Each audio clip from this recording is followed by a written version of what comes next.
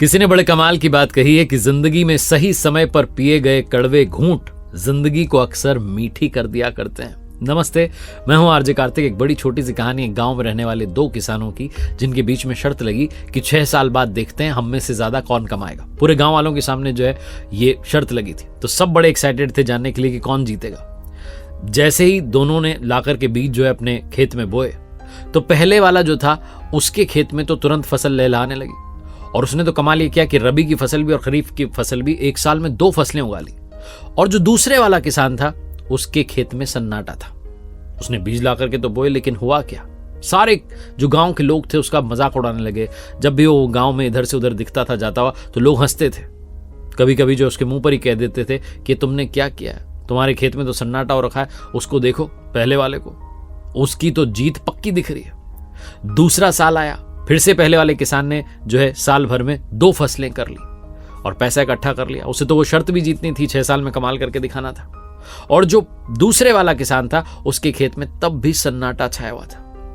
गांव वालों ने फिर से उस पर हंसना शुरू किया, उसका मजाक बनाना शुरू किया। तीसरा साल जब आया तब भी पहले वाले किसान के खेत में 2 फसलें हो गई और दूसरे वाले किसान के खेत में सन्नाटा छाया हुआ था। अब तो गांव वालों ने उसकी तरफ देखना भी बंद कर दिया, बात करना भी बंद कर दिया। गांव वालों ने सोचा पता नहीं क्या आदमी है, जब इसे पता है कि 6 साल बाद कमा करके दिखाना है, शर्त लगाई है, तो कम से कम जो है सही बीज ला करके बोने चाहिए थे, पता नहीं क्या ला करके बो दिया।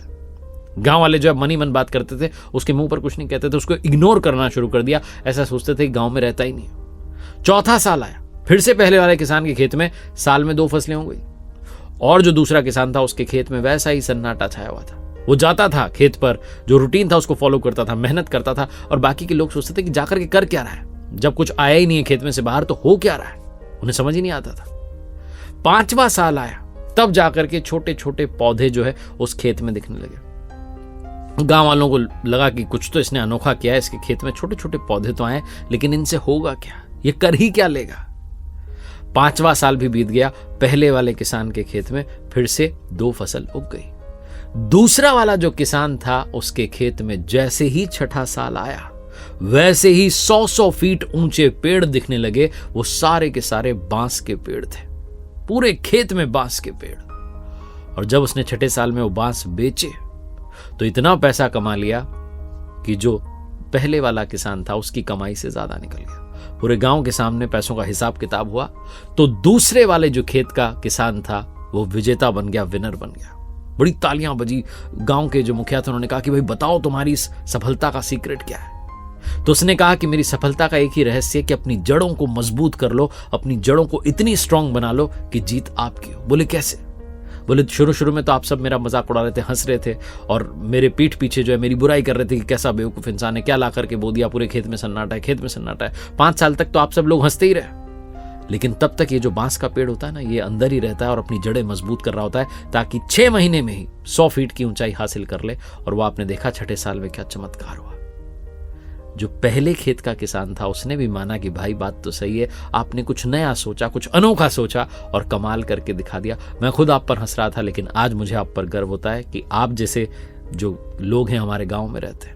बड़ी छोटी सी कहानी है जो ये बताती है कि जीवन में सक्सेस का एक ही मंत्र है, अपनी जड़ों को मजबूत कर लीजिए, अपने बेसिक्स को स्ट्रांग कर लीजिए, अपनी रूट्स पर ध्यान दीजिए।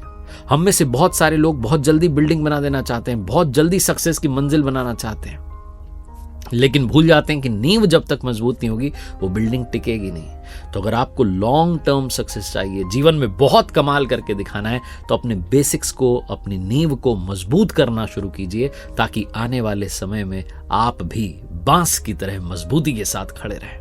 बड़ी छोटी सी कहानी जो जीवन में यही सिखाती है कि कर दिखाओ कुछ ऐसा कि दुनिया करना चाहे आपके जैसा।